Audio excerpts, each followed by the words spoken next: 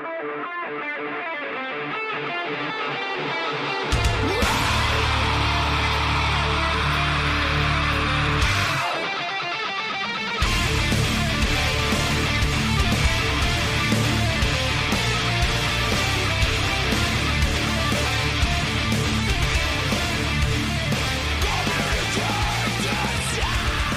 we go. Today is Sunday, November 11th, 2018. This is episode 228 of the Defensive Security Podcast. My name is Jerry Bell, and joining me tonight, as always, is Mr. Andrew Callett. Good evening, Jerry. How you doing today, buddy? So good it hurts. How are you? I'm doing all right. It's Sunday again already, which always seems to sneak up on me, but here we are. Yeah, another week awaits. So just a reminder before we get into things, the thoughts and opinions we express on the show are ours and do not represent those of our employer. Let's see what's shaking. We just passed Halloween, and we just passed the midterms, and I guess those are going to continue to grind down for a little while. So it seems. Yes, it's. Counting ballots is hard. That's what I've decided. It apparently is very, very difficult, yes. Yes. But I'm glad that my TV is not inundated with political advertisements on every commercial break. Yes. I don't know if it was bad every place else in the U.S., but Georgia was insane. Yeah, it was. Pretty much every commercial and every commercial break was nothing but politics. So I suspect the only place worse than where we're at is in Texas, because I think in Texas I heard they set a new record for campaign spending. Well, everything's big in Texas in that Senate race. So anyway, let's see. Getting into some stories tonight, we have one coming from ZDNet, and the title here is "This is how artificial intelligence will become weaponized in future cyber attacks." And, kudos on a company called Darktrace for putting out some spam that got us to talk about it. They released this white paper which talks about 3 different kind of use cases or observations they had in responding to different incidents, and kind of projected into the future, which is why I thought this was particularly interesting, how, the kind of the trend line of the bad guys imparting artificial intelligence into attacks. So, there were, like I said, there were 3 different cases that they looked at. One was an infection, a TrickBot infection. TrickBot is traditionally a banking Trojan or a banking credential stealing Trojan, but it's pretty modular. And they pointed out in a particular case involving a law firm that this variant of TrickBot had some extra functionality that let it propagate using some different tactics like Eternal Blue, and they also observed in the aftermath and the cleanup that some Empire PowerShell stuff had been dropped by it, and then they go on to in their analysis, they go on to talk about how in the future we may see malware laden with more intelligence that, and this is kind of permeates all 3 scenarios. I won't go necessarily through all 3, but basically, as time goes on and understanding of artificial intelligence techniques continues to develop, it's not hard to envision a situation where the malware has the ability to kind of self-monitor or self-assess the environment that it lands in, and determine the appropriate next course. And so, they give the example, and I think it was in a different one of the different examples that let's say a piece of malware lands on a workstation belonging to an executive. Well, that piece of malware may decide to do, let's say, launch a ransomware attack. Whereas if it figures out that it's landed on some kind of low-value file server, it may be it may decide that the most appropriate course of action is to run a crypto miner. But is that really AI, or is that just a smart if-then tree? I think it's the latter. And by the way, one of the things that got a little bit irritating was in this first instance, they talked about how what would happen if if this trick bot had the intelligence to, let's say, launch a Mimikatz style attack and then propagate using PSExec. And I got to thinking, well, isn't that exactly what NotPetya did? Right. Yeah, pretty much. The answer is I yes. Guess, I mean, it depends really on how you define AI. And I mean, this is a much, much broader discussion for sure. But in my mind, AI is independent problem solving, like coming up with a new option that wasn't predefined in the code, but assessing all the environmentals, all the situations, all the facts it can assess, and then deciding a novel outcome, a novel course based on that, as opposed to, the malware authors coming up with a number of scenarios that it's pre-programmed to detect and respond to. So clearly, AI is a very complicated thing, and it's one of those undefined things in general for most people. So marketing folks can launch on it. And I will just say for the moment, I really like how this ends, because Darktrace says defensive cyber AI is the only chance to prepare for the next paradigm shift in the threat landscape when AI-driven malware becomes a reality. Once the genie's out of the bottle, it cannot be put back again. So I wonder who's about to launch a defensive cyber AI tool. Well, fortunately for customers of that company, apparently their wares were able to detect all of these attacks that they. I am shocked.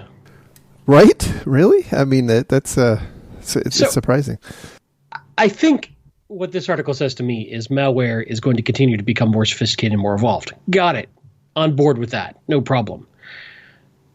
I don't know that if we go back to saying the bad guys only need to be as good as they need to be, we're a long way away from them needing to actually spend the resources to truly embed actual AI into their code. And I wonder how resource intensive that would be anyway. So I don't know. I guess it's possible. It's a constant arms race, but it just felt like a marketing piece to me. Well, it clearly absolutely was marketing, and I mean that's what. So you just threw this in here just to push my buttons. Well, clearly, and that was obviously my intent. But I thought what was interesting was the concept of malware operating without a command and control channel, and that was, I think, the point of at least some of this was, in general we detect, and we monitor malware and the activity that malware takes by looking at command and control channels, and the thing that is hypothesized throughout this report is, well, what if that command and control channel is no longer needed? Because however you want to classify it, the malware has the capability of taking actions on its own, whether that's just a dumb decision tree or whether it's something more fancy. I think that's the point. I mean, but isn't that going to put botnet operators out of work? Has anyone thought of them? All I'm saying is they better start unionizing. There is pretty quick. Whole bunch of people sitting in their ATP command centers or APT command centers. Sorry, waiting to make these decisions, and right. Exactly. Now they're going to be those jobs are out of business. They're not coming back once they're gone. Robotic malware. That's what we're going to call it. Robotically processed malware. So I think the the interesting thing to me is that this is an inevitable eventuality that we have to live with. And I would say that one of the points of this article was that over time the malware is going to become so sophisticated to the point where we won't be able to catch up or kind of keep pace with it and respond as a infection or a compromise is unfolding. But the reality is, I think that we're already there. I think we already have that problem. Well, the reality is, when you're competing in a crowded cybersecurity tool market, the best thing you can do is to create a new market that your competitors are not in. See, that's it's the blue ocean strategy. That's innovation right there. Absolutely. So if I'm, Darktrace or whomever, I think that was who. Yes, Darktrace. Right. No offense to them, I don't have any ill will to them, but if I'm their marketing people and I'm like, man, I'm competing against 17 other companies directly in my space. Hey, what if we can create a brand new space that nobody else is in? AI-enabled defensive cyberwares. Nice, let's do that. Wait, engineer in the back says, what does that mean? Don't worry about it. It's just marketing. Go with it. Okay. Yeah. This has been a live excerpt of most of my career. Yeah. Except, the downside is I actually think they are playing catch up. I've been to a number of conferences lately, and most of the next gen antivirus companies are actually saying the same thing already. So I think this is them really playing catch up. But I guess the net point is malware is going to continue to become more sophisticated, but I think we also have to be aware that it's going to get sophisticated in ways that we may not expect. And I remember kind of hypothesizing in the wake of NotPetya that this sort of thing could become much more problematic because the deal with NotPetya was that it landed on a system, it interrogated this LSAS looking for credentials, and then it propagated all on its own. And a lot of not all, but a lot of lateral movement techniques is probably pretty scriptable. Right. And, sure. And so it's not very hard to think that, we're actually going to see this. We are going to see this. From where we are today, it's a matter of just bringing a couple things together. Right. But to add a little light to the conversation, it's not like the good guys are standing still either. Very true. Absolutely. It is an arms race. There is a back and forth going on here. So true. So at the end of the day, just patch your stuff. Yeah, keep your antivirus up to date. That's right. So moving on to the next story, I threw this one in here also because I knew it was gonna get you going. This one comes from SecurityInfoWatch.com, which I guess is like a new competitor to the Apple Watch.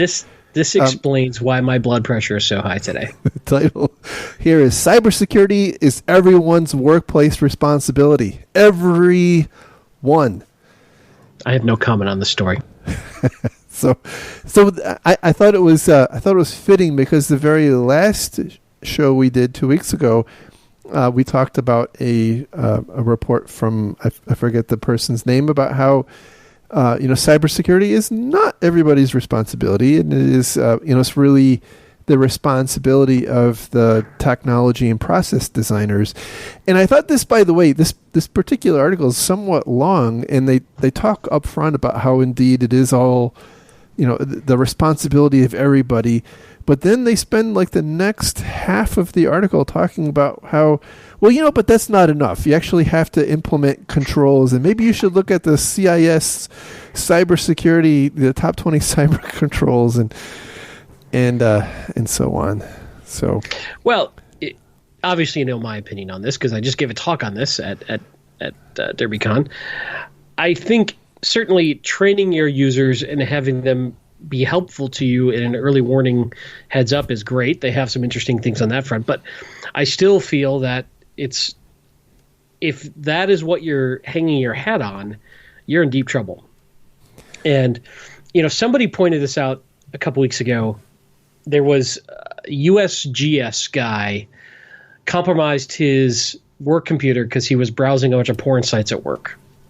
And everybody was jumping up and down saying, what are you doing browsing porn sites? And for the love of me, I went and looked today. I couldn't find it because I wanted to attribute to them. But somebody made a quote on Twitter, and I apologize for not knowing who it was, along the lines of, you're missing the point. If your folks can't browse porn safely, you've got a problem. In other words, you should be architecting your system in such a way that with the knowledge, people are going to be going to hostile websites that are going to be trying to infect your machines. Right. And obviously you shouldn't be going to porn sites, but there's nothing mutually exclusive about hostile sites being porn sites. We see this over and over again, especially with injected banner ads and all sorts of third-party ads that are coming into really, really well-respected websites. Yeah, so exactly. It goes back to, again, you can train your folks all day long, but if you're not keeping them safe, they're going to do things you don't want them to do, because that's not what, they have other incentives to do other things and to do their stuff. Anyway, I said I was going to have no comment. Clearly I lied. Well, I think the other side is that most of the things, or not most, but many at least of the things that can get people into trouble are not recognizably so necessarily, at least at the time. And so from that perspective, in here they talk about how, you may end up having to implement employee sanction policies, like penalties if people take actions that are contrary to, their training. And I, certainly I think there's a distinction to be made there. If it's, if you're saying, don't send this file to Jerry, and you send the file to Jerry, you should probably feel some consequences. But if it's if the thing that you're being told not to do is don't open email from someone that you're not expecting, I just have a big problem with this philosophically, that we are fundamentally trying to put the burden on the people because we have not designed IT right. systems in a way that's resilient to the common types of attacks today. Yeah, we're blaming the victim as well as being arrogant about our skill set and knowledge, and why don't the muggles just understand? And I think that's very wrong-headed thinking.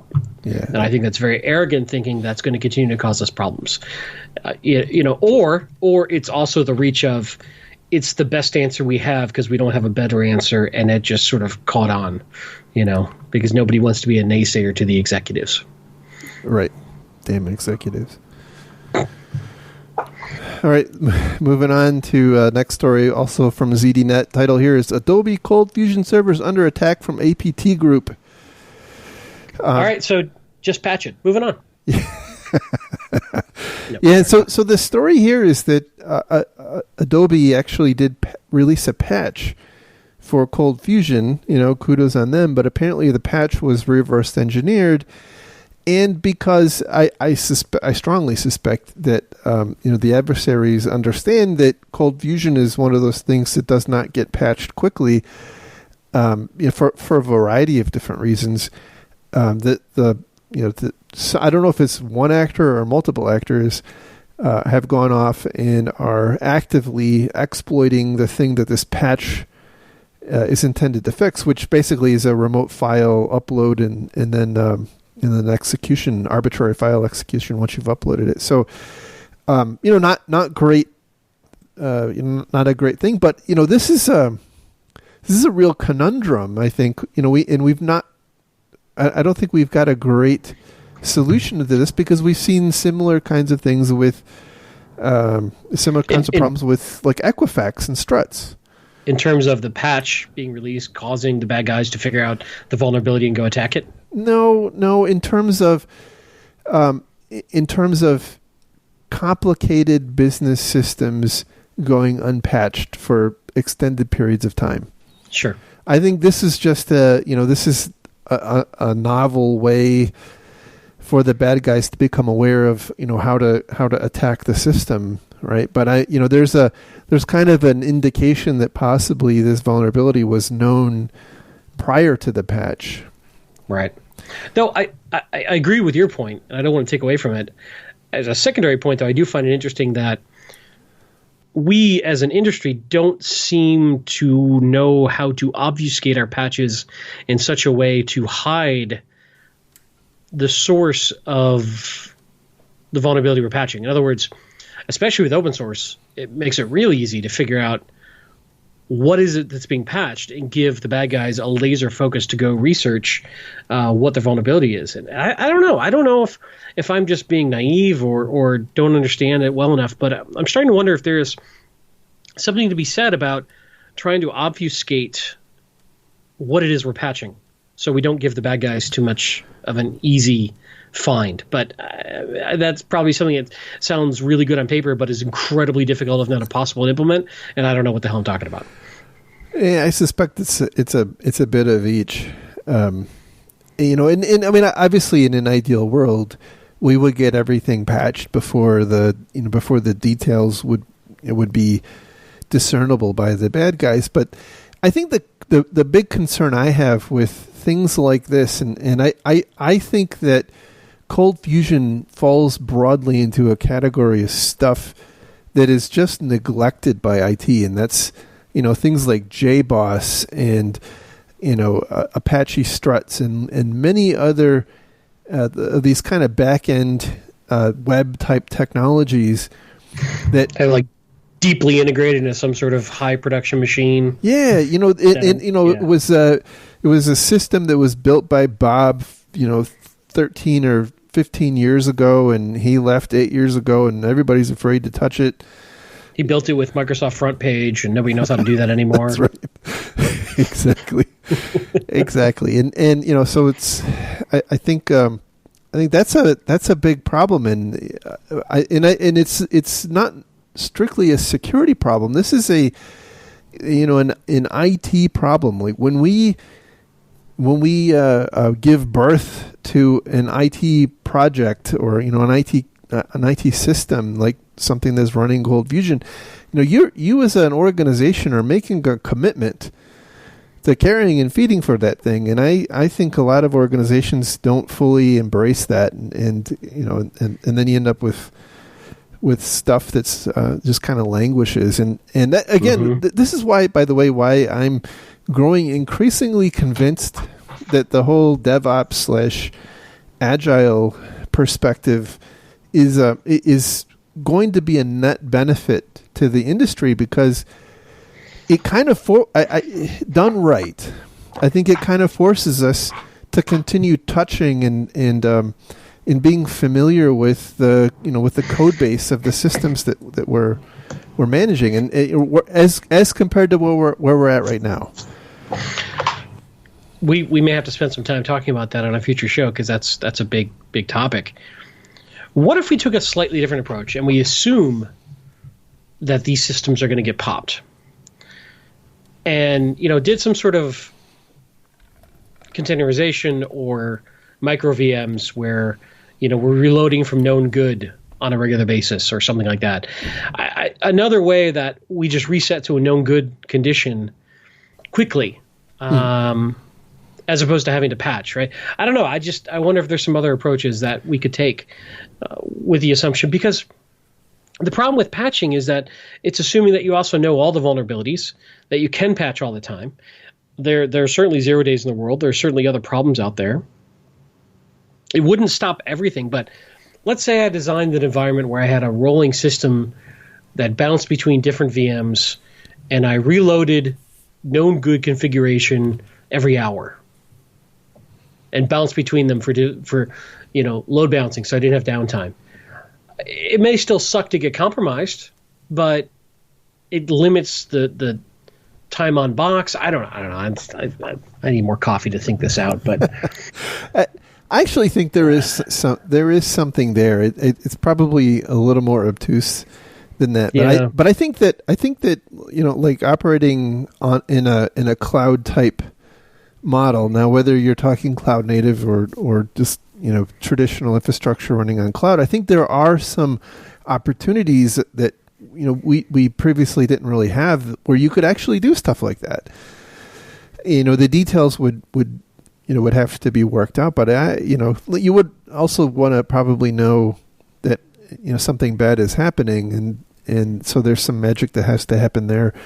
But yeah, I mean, I actually think there are organizations that do that. I don't know that it's every hour or so, but they will destroy an instance after a period of time and spin up a new one.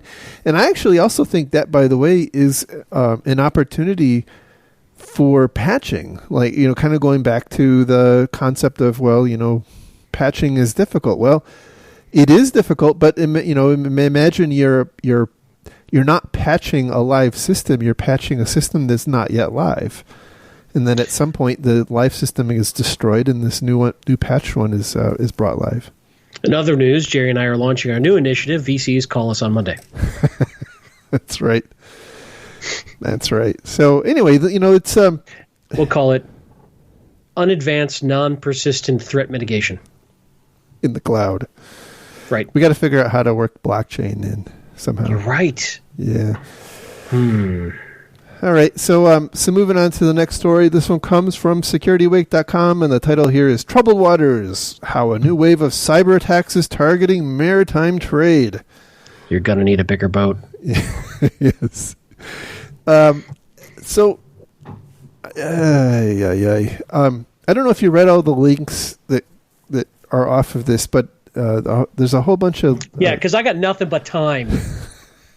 To read all the crap you send me. Well, it's good that I spent the time. So the author here points out that. I mean, I'm on my third playthrough of Witcher 3, man. I got priorities. Well, I mean, we all got to prioritize our lives. That's right. Sorry, go on. So they point out, the author here points out that the maritime industry has been the subject of many apparently targeted attacks, and he points out the big problem with, it's not directly named, but Maersk had the big problem with NotPetya last year, and they reported losing more than $300 million, and they mentioned that the port of Long Beach, the port of Barcelona, and the port of San Diego had, quote, major security breaches within the span of a week. And then the article goes on to point, to talk about how, how critical and problematic and vulnerable this industry is to these kinds of targeted attacks. But, I think the thing that really frustrates me is when you look underneath these things, I don't think any of them were actually targeted at, maybe they were targeted in as much as, they had some vulnerability that a bad guy exploited, but nothing that I've seen in any of these stories leads me to believe that they were targeted because they were the operators of some port. And so to me, it seems like not the story, the headline here isn't that, oh my God, the maritime industry is being targeted by bad guys. It's nope. The maritime industry has such piss poor infrastructure security that they're being, severely harmed by commodity malware intended for other kinds of industries. That's the headline that I think. Now, is that because they have all these sort of legacy, for lack of a better term, industrial systems being run off of boxes like running Windows XP that can't be patched or shouldn't be patched, that are suddenly getting exposed to the internet and to these threat vectors that they normally were isolated from? Well, so there's, I guess one point is there's nothing to indicate that any kind of control systems are being impacted here. It appears like it's kind of normal back office-ish IT stuff that's being impacted. And so like their ability to bill and see what shipments are coming in and all that stuff. That's what's being impacted here. It's not that their crane is down because it's been hacked. So that just ransomware. 3 Bitcoin to let the crane lower your package to the ground. Right. Anyway, Right. Or your cargo container. So, I mean, is it just sort of implying that the maritime industry just is really behind the times on just generic, basic IT security? Yeah, Is that what they're saying? I think that is that should be the headline, but then I'm not sure that there's anything that is unique about maritime. Like, I think it's just that somebody's picked up the ball and is picking on maritime. I think if you were to pick on the steel industry or the water, the water industry, I think you would have the they're same. Not worse, right? Yeah, they're not worse than any others. They just happen to be their time in the barrel, as it were. I think so. I think it's the shark attack. Like there was 3 shark attacks on last year, and so now that's all we're going to hear about. I see that maritime industry. Boats are in the water. Sharks are in the water. Our shark. I see what you're doing. Correct. Exactly. It's like how why fire trucks are red, right? Yes. Exactly. Oy. Always rushing around. But in my notes for this particular story, one thing that I'm going in the wrong direction from what you're saying, but I did want to make the point anyway. Because why not? What are you going to do? Cut me out of the show? Huh? Right. I suppose actually you could. You could edit out this entire thing and I wouldn't know. Yeah, just be me. Anyway. Be me talking to nothing. Yep. All right, guys. Here's the thing: if you don't hear me in the show, let me know. That's right. Yeah. Anyway, so Lurg, yes.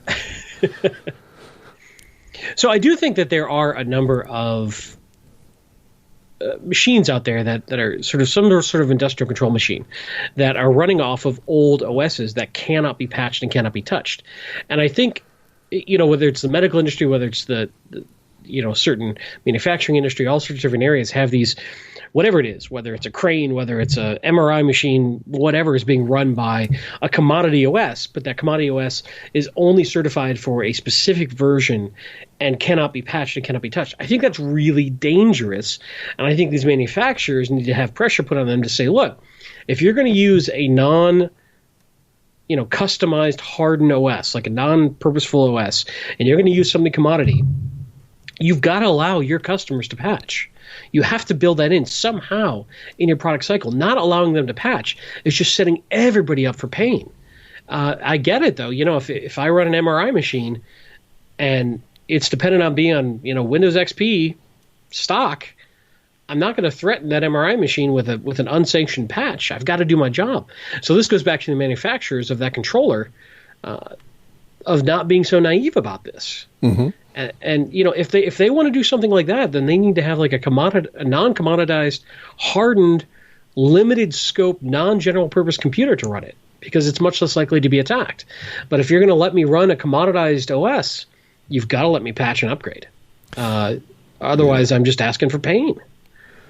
Yeah, I think you're spot on there. We have a fundamental conflict of technology. When a lot of these systems are put in, and the industrial systems, whether it's a healthcare system or a crane or a production line or anything else like that, they often nowadays are and have been for a long time are automated, and that means computing.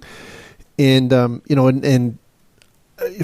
think for a variety of reasons, there's been a push to minimally interfacing those things with traditional IT, but oftentimes actually being driven by a Windows system or what have you. And I think that's really very wrong, right? Because these systems are generally intended to be durable equipment, that have lifespans often expected to be into the decades. And, that is just completely incompatible with IT, with, kind of commercial IT. It's just, that they are not compatible. And I don't know that there's a good solution yet. It is something that I think the industry has to reconcile. But in general, until that happens, it's going to fall on some creative people to figure out how to design environments that they can keep these things safe, and that's a really tough nut. Absolutely. But I'm going to say, there's been a lot of hype and hoopla, and we're going to talk about one more story here, which we'll get into it also. But I think that this is a common problem, but I also don't think that we've seen a lot of targeted attacks. I mean, I think we have seen targeted attacks that take advantage of this, but I don't think we've seen a lot of them. I think what we see a lot of is these systems are being interrupted by, just coincidentally. It's the MRI machine, or it's the crane, or it's the production line, running on a Windows system, and the Windows system gets ransomwared. Well, you know what? That isn't a targeted attack on your production system. That's right. It's coincidental. It's low-hanging fruit. Right. So anyway, that brings us to the last story for today, and the title here is this comes from Security Affairs, and the title here is USB drives are primary vector for destructive threats to industrial facilities. It sounds really ominous, doesn't it? So I'm afraid. Are you afraid? I'm afraid. Yeah. So this comes out of a report, or summarizes a report from Honeywell, and Honeywell has this technology. I don't fully claim to fully understand it, but they call it the Secure Media Exchange, and they've dropped this off at 50 different sites around the world, where these presumably Honeywell industrial control systems are, and through some magic, I don't know if they have to plug in the USB drive to this thing first, and then to their. I don't fully understand exactly how this worked, but they analyzed the USB drives that were being plugged into the control systems at these 50 sites, and found some interesting things that despite these control systems, best practices being complete air gap, which is generally not what happens, as we just talked about. But they point out that USBs are a major source of attack, and it's kind of interesting. They go through. There's a lot of details in here. They point out that.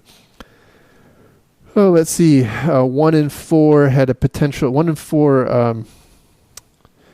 Pieces of malware that were detected on USBs connected to these control systems had the potential to cause major disruption. But when you look under that, again, a lot of these things are like the Mirai botnet and ransomware and WannaCry, but Stuxnet and Triton were in there too. It's interesting. They actually go on to talk about how there are they saw what I assume to be a wide array of crap coming on these USB drives, including things like key generators, so license key generators. For just random software. But keygens often have malware in them, but that's a different story. No, absolutely true. But what it tells me is that this is not like a situation where there's some adversary trying to convince you to go and plug a USB drive in. What this report, I read this report and I walked away saying, the single biggest problem with this story is that people are using their home USB drives. So we need to outlaw USB drives? Is that what you're saying? Well, I don't know what it means. I guess what I'm saying is that, a lot of the observations appear to come as a result of the employees of these companies apparently having just bad hygiene. Yeah. And so they point out that, a lot of the malware that is detected on this on these USB drives are not detected by, actually it said 5%. Only 5% of the malware that was found on these USB drives was completely undetectable by antivirus. Well, that's not really novel. By Honeywell's system, I'm sure that they could detect it for you or stop it. Obviously. Now, so in general, I thought it was indicative of a procedural problem in that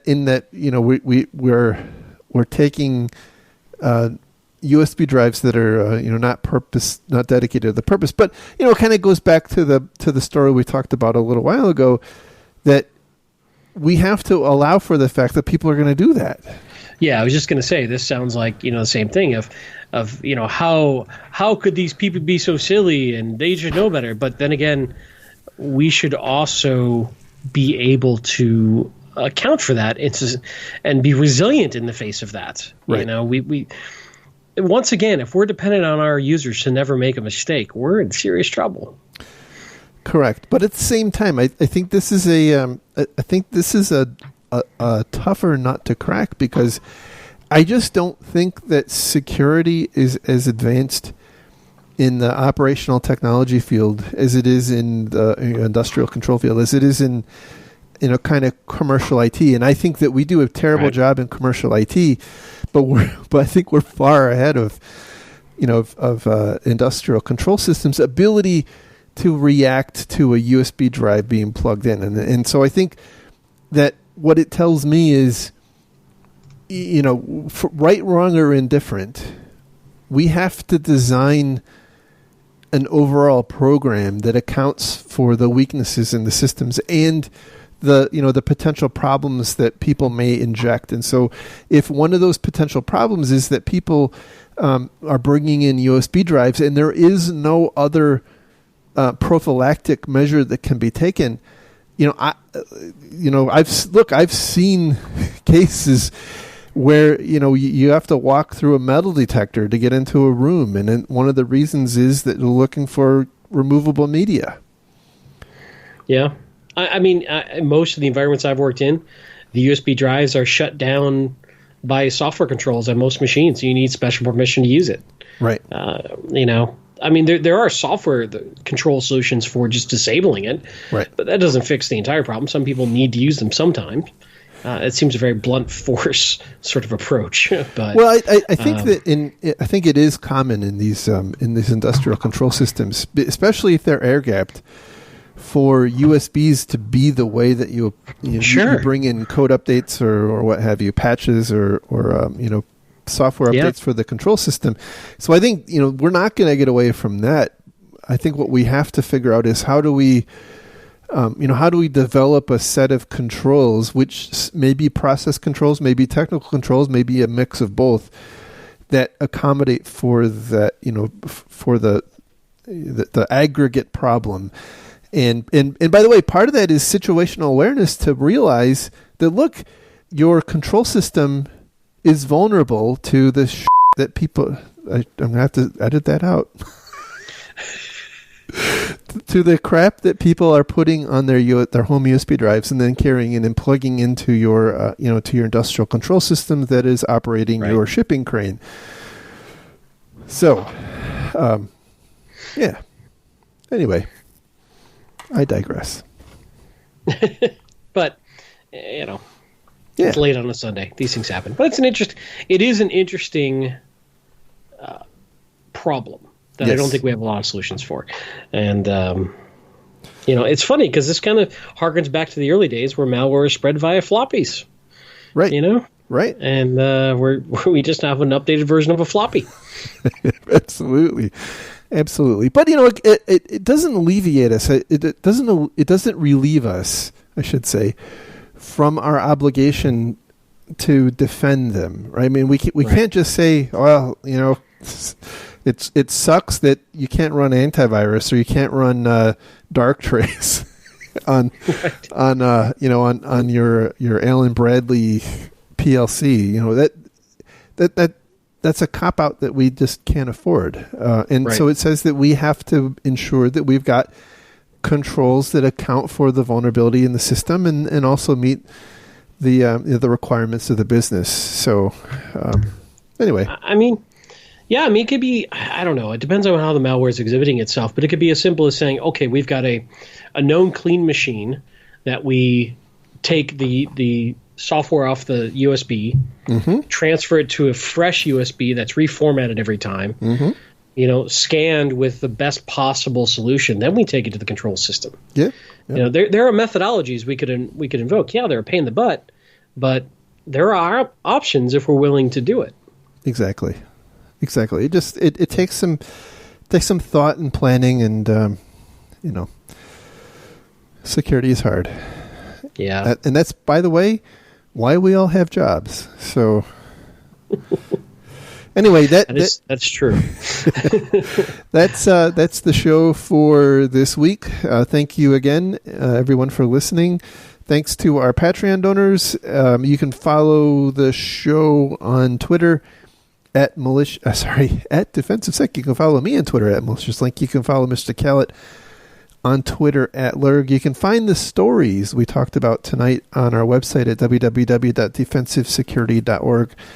And with that, we'll talk again soon. Have a great week, everybody. Bye-bye. Take care.